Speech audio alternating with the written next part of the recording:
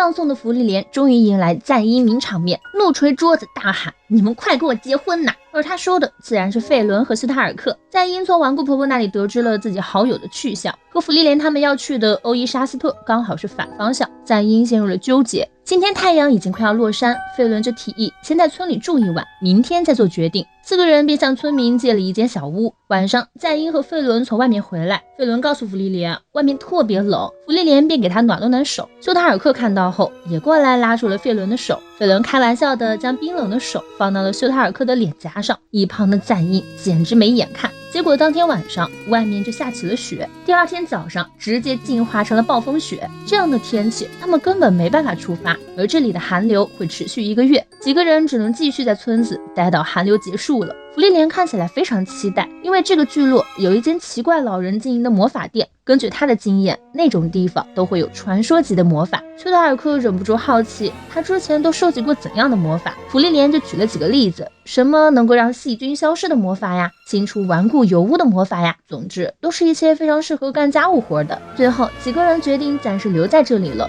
赞英的心情也稍微放松了一些，毕竟他也舍不得这么快就和芙莉莲他们分开。不过转眼间寒流就快要结束了，赞英这段时间天天泡在酒馆里，都没怎么跟其他人好好相处过。这时芙莉莲突然来到酒馆找他，说修塔尔克和费伦吵架了，希望他能帮忙裁决一下。赞英一回到小屋，就看到委屈巴巴的修塔尔克和气鼓鼓的费伦。费伦说都是修塔尔克的错，修塔尔克说没错，都是我的错。于是赞英就先把修塔尔克拉回房间问清楚缘由，原来是修塔尔克为了报复费伦，上次把手放在他脸上，也开玩笑似的从背后摸了把费伦的小脸蛋，没想到会惹费伦不开心。赞英都听无语了，哪有女生脸颊被乱碰还会觉得开心啊？但是看修塔尔克已经认识到了自己的错误，并且也想跟费伦和好，就让他直接去跟对方说清楚。接着又把费伦叫了进来，告诉他修塔尔克那小子已经在反省了。费伦当然也知道修塔尔克没有恶意，其实他并不介意脸颊被碰，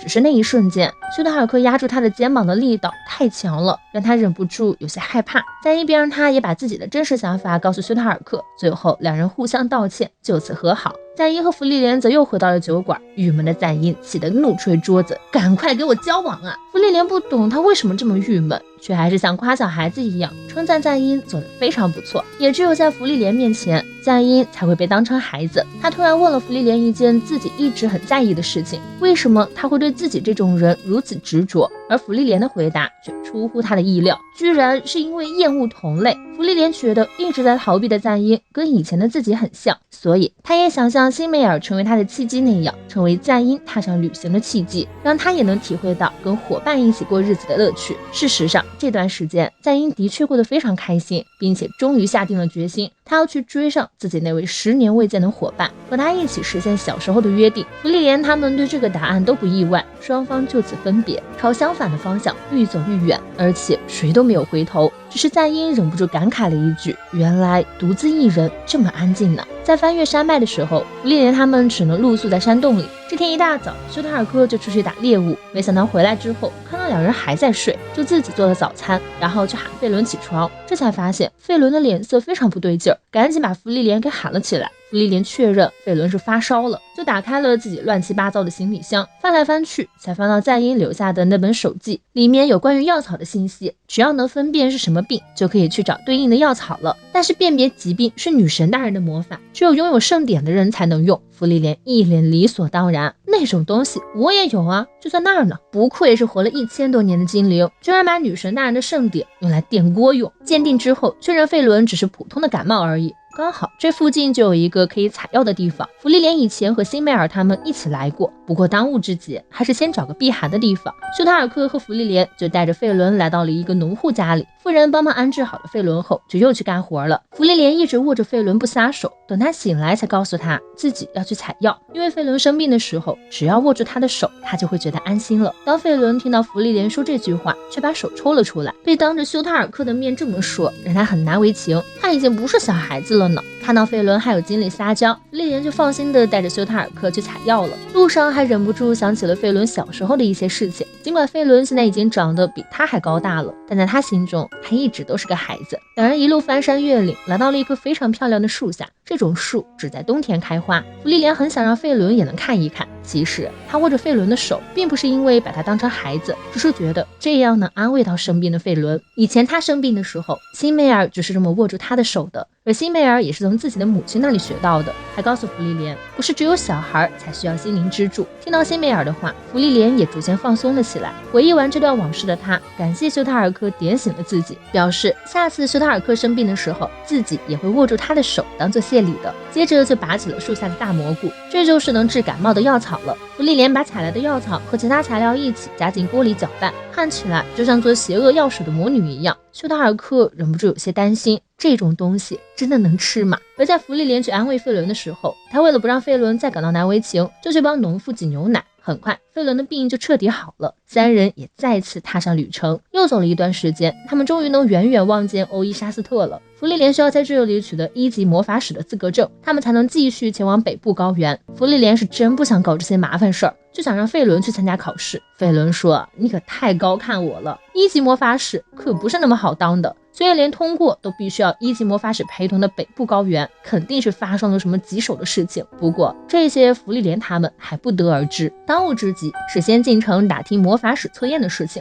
费伦觉得以芙莉莲的实力根本不用那么担心，他一看就是老练的魔法使。芙莉莲一听就不乐意了，居然说他老，生气，直接躺在了费伦的大腿上看天空，然后发现因为费伦发育的太好，只能看到一半，只好又郁闷的坐了起来，告诉费伦，魔法使不是只靠魔力决定强弱的，还要看技术和经验以及控制能力，再加上努力和骨气，最后才是才能。芙莉莲漫长的生命中已经输给魔力比自己低的魔法使11次了，其中有4个魔族，1个精灵，剩下的全是人类。芙莉莲他们抵达城市的时候，距离测试只剩下2个月，而1级魔法使的测验是3年一次，算是刚好赶上。不过报名资格需要有5级以上的魔法使资格证，芙莉莲和费伦2个人都没证，于是芙莉莲果断把这个麻烦事交给费伦，让他先去考个5级证书来。费伦对自己的实力实在是没信心，开始用零食诱惑芙莉莲。芙莉莲只好拿出了自己那个圣杖证明，没想到魔法师协会里还真有识货的。老爷子看到圣杖证明后，立刻同意让芙莉莲参加1级测验。芙莉莲这个圣杖证明究竟有多厉害？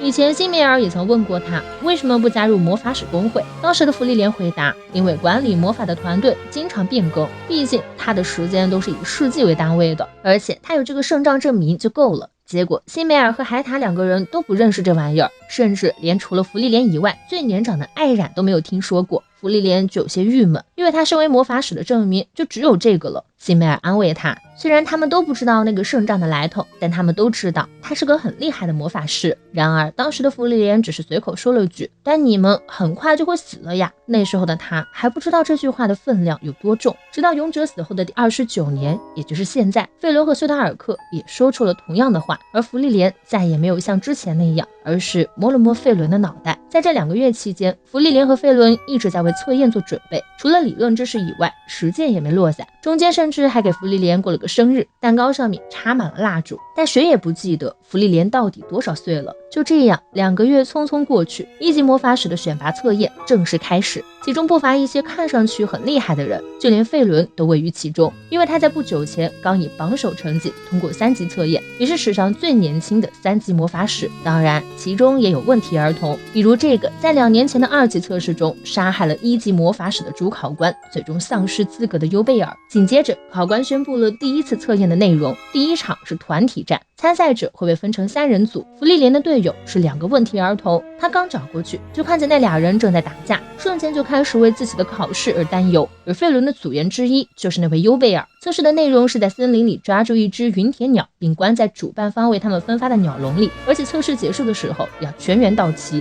否则该组的所有成员都会失去资格。随着考官宣布考试正式开始，芙莉莲的2个队友立刻吵了起来，开始争夺鸟笼的归属权。芙莉莲只能充当和事佬，让他们石头剪刀布分胜负，然后一边进森林一边互相自我介绍。没想到这2个女孩是儿时玩伴兼同学，争吵打架只是他们感情好的体现罢了。好家伙，合着芙莉莲是你们俩 play 中的一环呐！他们在森林里找了很久也没有找到云铁鸟，芙莉莲就建议先休息一下。这时拉比涅主动提出自己可以先去前面看看，芙莉莲确认了一下他的实力，就让他去了，提醒他要随时注意天空。等拉比涅走后，康涅主动找到芙莉莲聊天，问他为什么要留意天空。芙莉莲还没来得及回答，拉比涅就回来了，说是找到了云铁鸟，几人立刻赶往了拉比涅所说的湖边。果然一只云铁鸟正在那里喝水，芙莉莲刚说要仔细观察，康涅就耐不住性子，立刻发起了攻击。不过他和拉比涅配合的相当默契，一个操控湖水将云铁鸟顶到空中，另一个迅速将水冻结成冰，把云铁鸟冻了起来。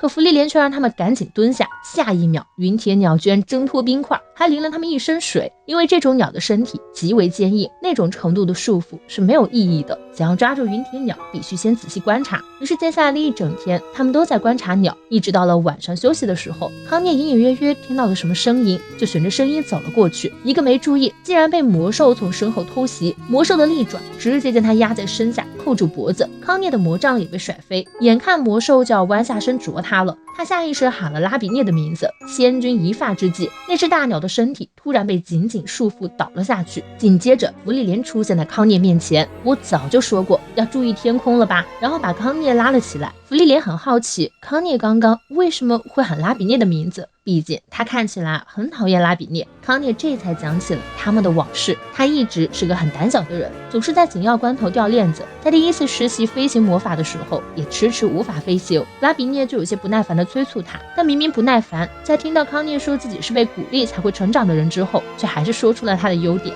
明明很胆小却还是很努力，最后甚至连笑得很可爱都说了出来。都这样了，康涅还不愿意出发，气得拉比涅一脚把他踹了下去。康涅也因此学会了飞行，从那之后拉比涅就再也不对他温柔了，但两人却在不断前进，尽管前进途中伴随着许多争吵，而康涅这次遇袭也不是完全没有收获，他发现了一件有趣的事情，说不定能用来抓捕云铁鸟。